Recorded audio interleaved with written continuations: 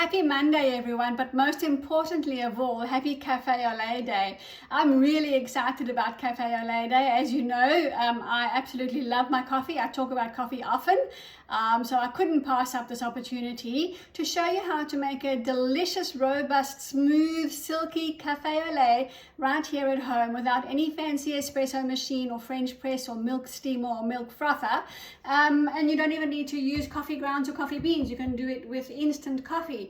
But before we do that, I actually want to do a little bit of a book unboxing because my rom-com Love and Laughter was delivered early last week and it caught me by surprise, and I just haven't had the opportunity to do an unboxing. Now the box itself is open because when the delivery man dropped it off, the box was broken, so I went charging after his van before he drove off, and he opened the box fully just so we could check the books inside. So I haven't opened the books yet, and I'll show you the reason that I write about coffee so much in my rom-com when I read you the acknowledgement right in front here. The person I wrote to is a pseudonym. They'll know who they are. And it says, this book is for Ryan for all the neighborly chats and copious coffee outings.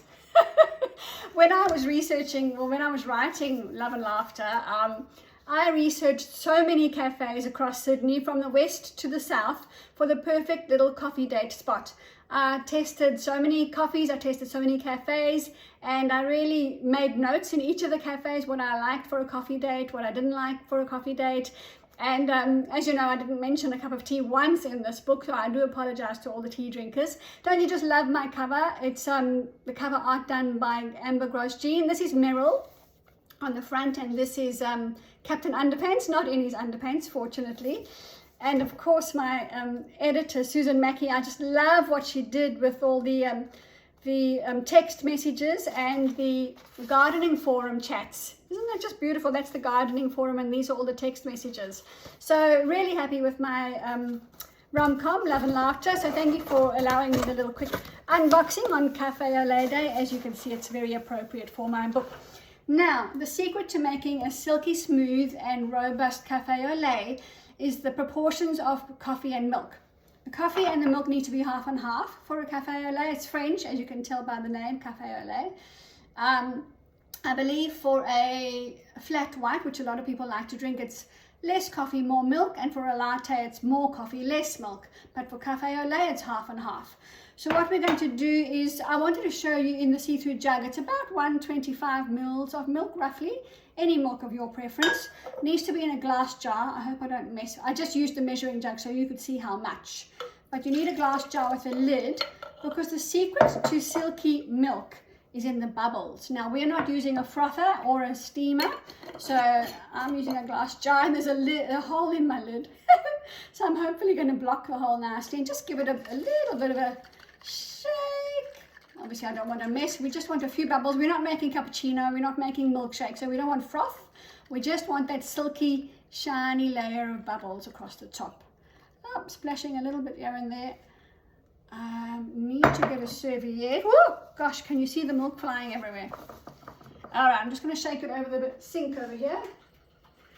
Just about 30 or 40 seconds once you get it going properly. It's not for very long, like I say. We're not making milkshake or anything like that. There we go.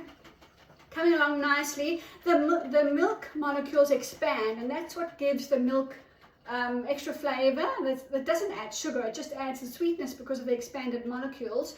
And then when those bigger bubbles settle into the smaller bubbles, that's what makes the milk silky and smooth.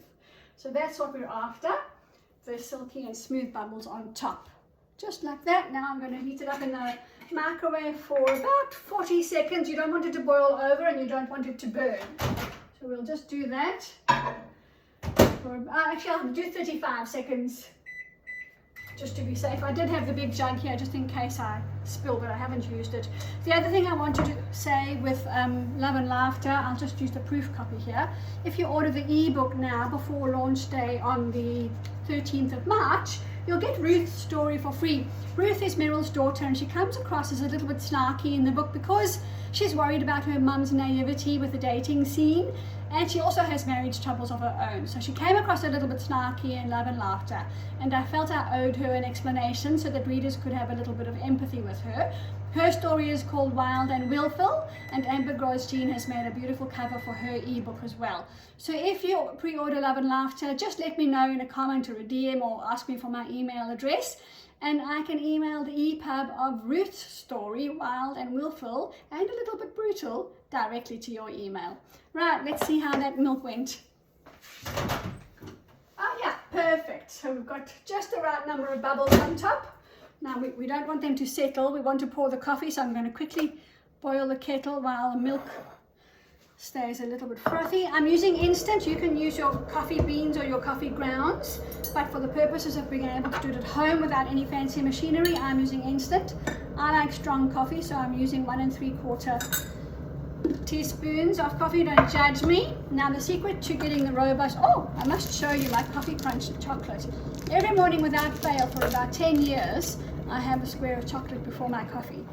Now the secret to getting the robust flavor out of the coffee is to add maybe just a teaspoon or 2 teaspoons of boiling water, and also give it a stir. So you can see it's hardly any water in there, but you know, with an espresso machine, well, you may not know, I've done the barista course 3 times. With an espresso machine, you get a layer of golden bubbles on top that really just help the flavor escape through the bubbles. I don't know how else to explain it. It's just delicious. So we're going to try and do that with instant coffee again.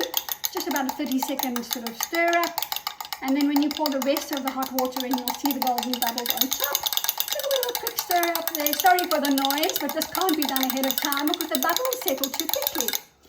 All right, I'm just going to put that aside in case I need it, and then we're going to pour the hot water in. You'll see the beautiful golden bubbles on the top.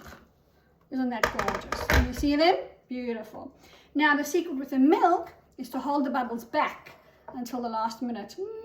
This is going to be tricky pouring from a jug. Try and pour it to the edge of your coffee cup without spilling, of course. Holding the bubbles back as best you can. And then you let them tumble out on the top of your Café au Lait. There we go. How good and how easy is that? I could have perhaps done a little bit more milk, and then my cup would have been a bit more full.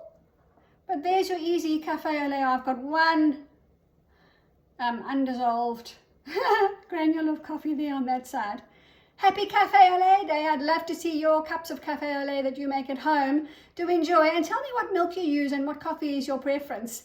And remember, if you'd like details on how to pre-order Love and Laughter, just drop me a message or a comment or a DM. I'm open to chat anywhere, anytime.